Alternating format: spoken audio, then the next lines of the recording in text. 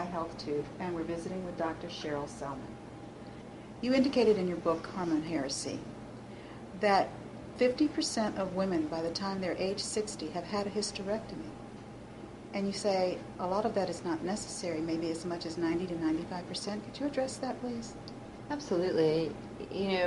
We accept hysterectomies as kind of a little procedure that most women go through, and yet it's a very radical intervention. The statistics indicate that 600,000 women a year have hysterectomies, although in some instances they believe it's even higher than that. In fact, the United States probably has the highest per capita incident of hysterectomies performed.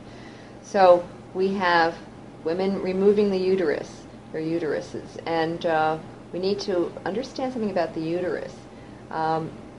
It is not a disposable organ. It's not something that is, it's not just about removing an organ that's not required after your childbearing years are over. The uterus actually is a very intrinsic part of the reproductive system. It supports organs, so you tend to have more prolapses when you remove it. It actually makes a hormone called prostacyclin that cannot be synthetically produced or reintroduced into the body, that looks after the heart and the blood vessels, creates a sense of well-being. So we really want to hold on to our uterus at all costs. Because it's not a disposable organ, as you say. And we're treated as though it is. Women are told it is. They're told they don't need it. In fact, often when you go in for a hysterectomy, the doctor will encourage you to have perfectly healthy ovaries removed while you're in there, because we're told our ovaries could be a source of ovarian cancer, even though it's a very, very small percentage of women who get ovarian cancer. So it's the actual term, which isn't very nice sounding, the actual term for removal of ovaries is called castration. So once we remove our ovaries, which of course function the entire length of our lives, creating key vital hormones for our health and well-being, once we remove those ovaries, we really face some challenges in our life.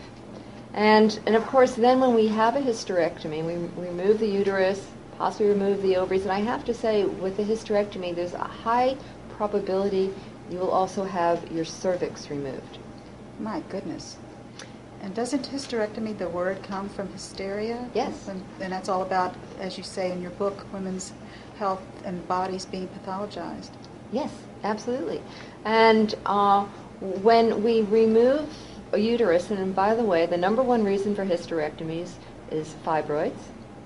Okay. The number two hysterectomy is endometriosis. Then you may have pelvic inflammatory disease. You have a host of issues, and probably at the very, very bottom would be uterine cancer.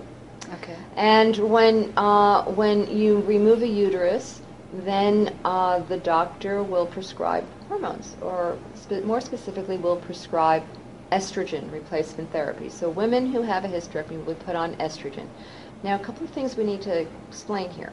If the number one reason for a woman having a hysterectomy would be fibroids or endometriosis, it indicates that she has high estrogen levels, because high estrogen levels fuel the growth of fibroids and play a role in endometriosis. So when you remove the presenting symptom called, fibroids in the uterus, and then you prescribe estrogen, well, the uterus does not make estrogen.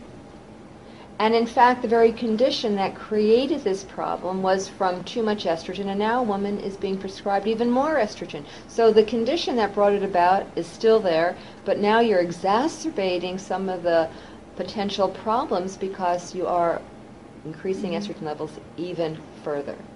And one other thing I want to say is that estrogen, without being balanced by progesterone, estrogen on its own stimulates estrogen-sensitive cells and tissues.